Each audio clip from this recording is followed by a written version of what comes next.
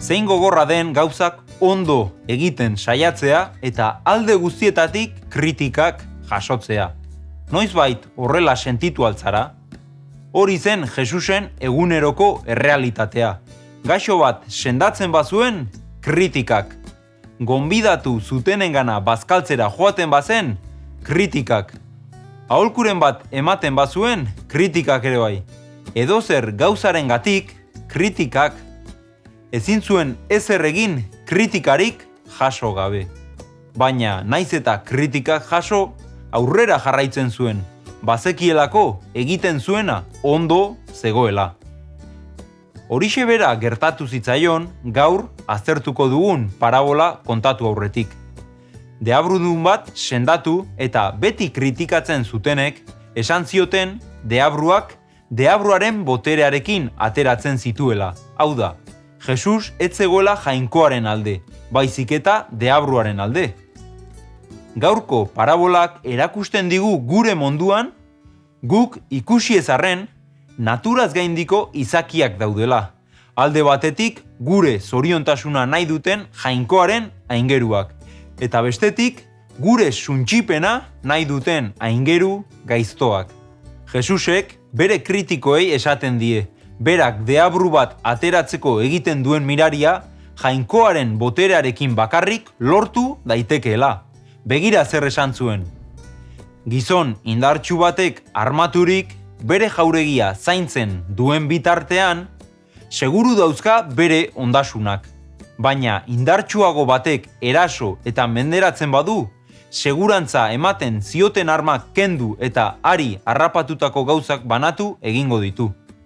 Nire alde ez dagoena nire kontra dago, eta nirekin biltzen ez duena sakabanatzen ari da.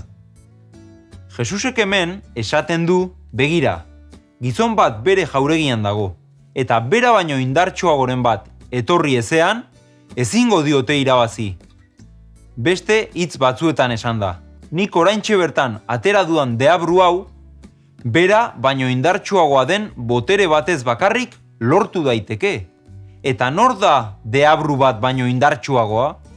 Jainkoa. Jesusek egiten zituen mirari guztiak jainkoaren boterearekin egiten zituen. Hitz hauekin erakutsi nahi zuen beste lezio bat da, mundu honetan bi talde bakarrik daudela. Jainkoaren taldea eta deabruarena. Ezin zara erdian kokatu. Ez dago erdiko talderik. Edo bata, edo bestea. Bi kolore besterik ez daude. Txuria eta beltza. Erdian ez daude beste kolorerik. Ez dago grisarik. Jesusekin ez dagoena, automatikoki deabruaren taldera pasatzen da. Jesusek esan zuen, nire alde ez dagoena, nire kontra dago. Zein taldetan zaudezuk lagun? Utzidazu esaten, bi taldeen artean burruka handi bat dagoela eta badakigula nor izango den irabazlea. Jesusen taldea. Garailea nor den jakinda, ez litzateke zentzuzkoagoa izango, zuk garaiaren taldeko parte izatea, nik usten dut baietz. Jesusek irakasten jarraitzen du, eta esaten digu zer gertatuko den zuk deabruaren taldean egonda, Jesusen taldera pasa nahi baduzu. Lehenik argi eduki behar da deabruak ez duela esango. Nerekin ez du egon nahi, bale, joan dadila Jesusen gana. Ez, berak edozer gauza egingo du zuk Jesusekin ez egoteko. Begira zer esan zuen Jesusek.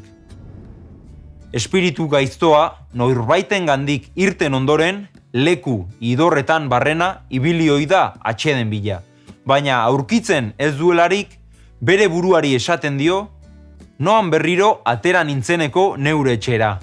Iristean etxea garbitua eta apaindua aurkitzen du. Orduan, joan eta beste 7 espiritu hartzen ditu.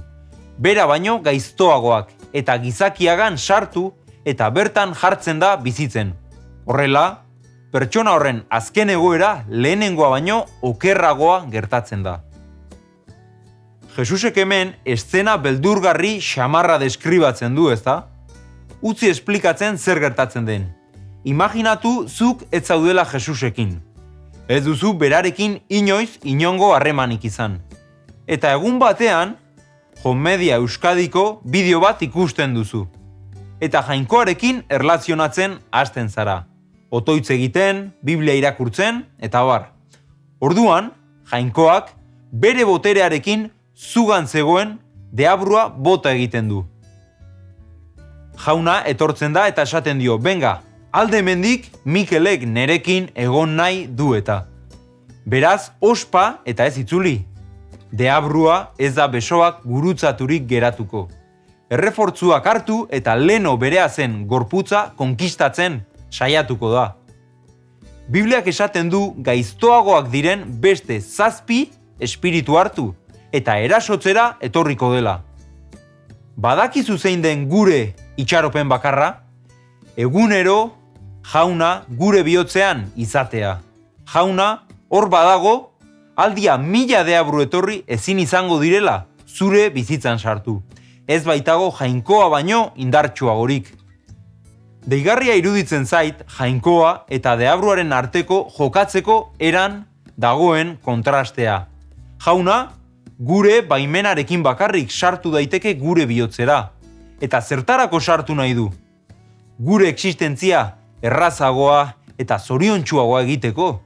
Aldiz deabrua, okupa baten moduan, inorrek baimenik eman gabe indarkeriaz gure bihotzean sartzen da. Eta zertarako? Bertan dagoen guztia suntsitzeko, izorratzeko eta akabatzeko. Beraz, parabola honek erakutsi nahi diguna da argi egoteko. Hau ez dela garrantzia duen zerbait. Gure suntsipena nahi duten naturaz gaindiko izakiak daudela errealitate bat da. Baino lehen esan dizudan bezala, ezin izango da deabrua etorri, jauna hor baldin badago. Beraz, zergatik ez diozu gaur jaunari zure bihotzean sartzeko baimena ematen? Ez zait okurritzen hori baino erabaki hobeagorik. Espero dut hala izan dadila. Hurrengo bideoan Ezteien parabolak ezkutatzen dituen irakaspen harrigarriak aztertuko ditugu. Etzazu galdu, Jainkoak bedeinka zaitzala lagun.